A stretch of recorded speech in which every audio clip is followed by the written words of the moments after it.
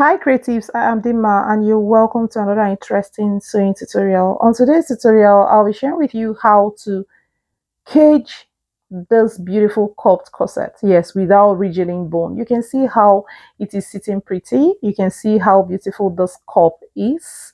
If this sounds like what you'd be interested in, then you have to stick around till the end. I did not use any regilene bone to structure this, but I'm going to put you through everything I did to get this. It's not a pattern drafting tutorial, please.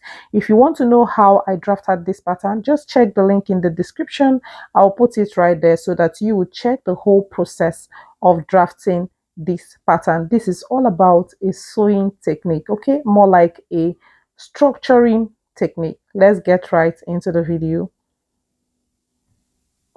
So this is the cup of this corset. I've already stitched it.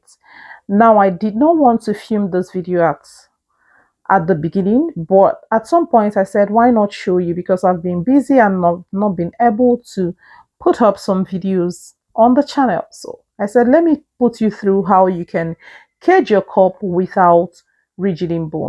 So what I used on this fabric part is simply the hairstay with the wording. Yes, that is what I used on the interlining. You know that the interlining comes before the lace will be placed on it. So now this is the lining. So what I used on the lining is simply the peplum stay, as you can see, and then the wording as well. The wording on this lining is thicker than the one on the fabric part, that is the interlining that I placed the lace on. Okay, so you can see what I have here. You know that usually you use just the peplum stay and then use your boning all around it before you now use your fiber and pad it up and all of that. But what I did was to use the peplum stay and then the wording on top of the peplum stay. Yes, so after stitching it all together and top stitching, what I placed on it was then my hairstay. So you can place it full like this and stick it on it in pieces, or you strip it just as you can see me do and place on these lines. You can place it double and that is fine. So what I used here is also hairstay to open up the seam. Yes, you can see how I stitched it. Sorry I did not put you through the process of stitching it because I did not know I was going to film this at the beginning. It's just an afterthought. Okay, so you can see I have used my iron to gum down the hairstay and you can see what it looks like.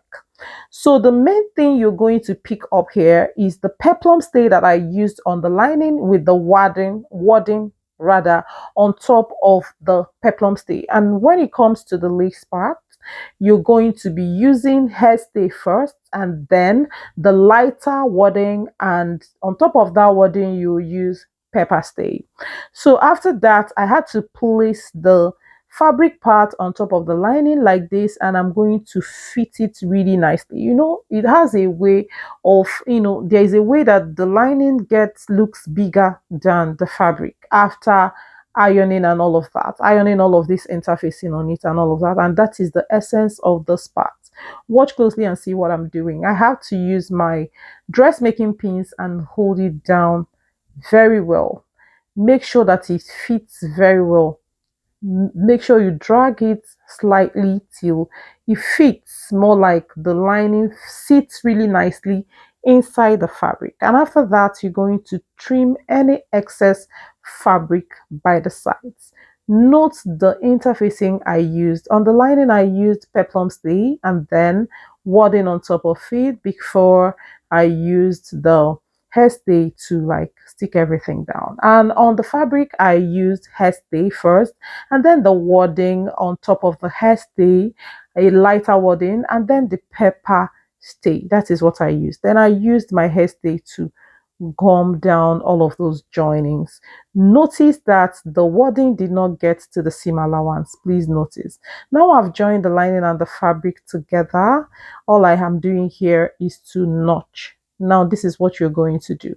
So you notch and then you're going to flip it over and then top stitch towards the lining.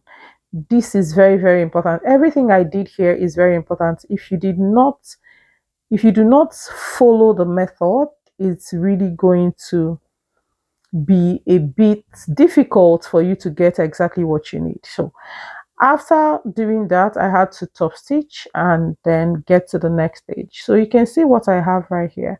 I've gone ahead to top stitch and you can see how the fabric is fitting the lining very perfectly. You can't see any excess because we have taken care of that. If you did not match it at first and trim off the excess at this stage, you will not believe what you're going to get. Yes, because it will not rhyme neatly and it's going to give you what you will not definitely not like. So you're going to use your bust ham inside this and iron. So for this part, you're going to iron it in place as you fold like this. You can as well use stitch to hold it down. I like to use stitch to hold it down so that it will just sit like that and not give me stress when I'm stitching it the second time, like to stitch it on the rest of the dress, if that makes sense. But watch and you will understand what I mean as we progress. So this is what I have at the end of the day, and this is where I'll be putting the sculpts, but not at this stage, after joining all of the corset together. Yes, but this is where the cup will be sitting.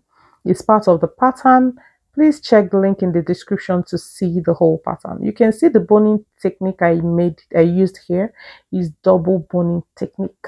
So you can see how I stitched down the fabric part first to the body of the corset, and I'll be using the lining like this and I'll stitch it round.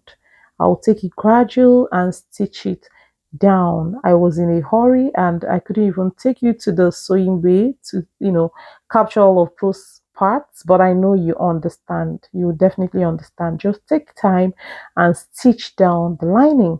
And at the end of the day, this is what I have. I'm going to close up every other side and put my lacing bar as well. If you want to see the lacing bar, you can comment in the description. I'm not sure if I will have time to film that part, but because this cloth is almost getting like the deadline that I gave my clients, so this is what I have, and the yoke and every other part will be joined. Yes, if you want to see the pattern drafting of this particular type of corset, check the link in the description and you will see it right there. So here is where I'll be putting my lacing bar, and everything is going to come out nice. Definitely, you can see what I have. It's stretching a bit because I use crepe fabric as my interlining. Yes, I like using a stretchy fabric for my interlining because that way your corset will be well fitted, snatched without being uncomfortable, if this makes sense. I know I have treated something like that before now on the channel, but yeah, so what I used is crepe fabric for the interlining. So you can see what it looks like. Do you like it? Are you going to try it out? See, with this, the cup is sitting really nice. The body is boned, but I applied the boning on the lining and it came out so nice. This double boning technique I used regilene. I stitched regilene first on the lining, and inside the regilene, I passed the plastic bone. If you enjoyed this tutorial, give me a thumbs up, comment, and share. Let others see this beautiful tutorial. Thanks for watching, guys, and thanks for always stopping by to watch my videos. I'll see you in my next one. Love you all.